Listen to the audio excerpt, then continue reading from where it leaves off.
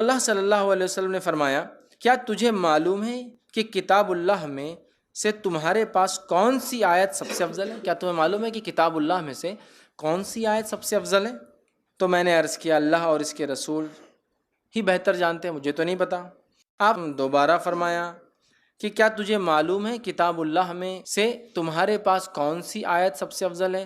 میں نے عرض کیا، اللہ لا الہ الا هو الحی القیوم، یہ آیت الکرسی۔ آپ صلی اللہ علیہ وسلم نے میرے سینے پر جو ہے ہاتھ پھیرا، مطلب شاباشی دیتے نا، ارے ماشاءاللہ، سینے پر جو ہاتھ پھیرا اور فرمایا، ابو المنذر، ٹھیک ہے، ان کی کنیت تھی یہ، تجھے علم مبارک ہو۔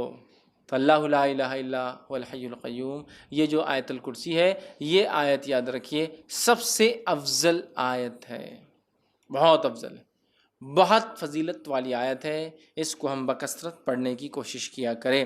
اسی طرح جو ہے ایک روایت میں آتا ہے، یہ ابو داؤد کی روایت ہے، رسول اللہ صلی اللہ علیہ وسلم صفا مسجد نبوی سے متصل مہاجرین کی رہائش گاہ، مطلب ایک جگہ تھی، وہاں تشریف لائے تو ایک آدمی نے آپ صلی اللہ علیہ وسلم پوچھا، یا رسول اللہ صلی اللہ علیہ وسلم، قرآن مجید میں سب سے زیادہ بڑی اور عظمت والی آیت کون سی ہے؟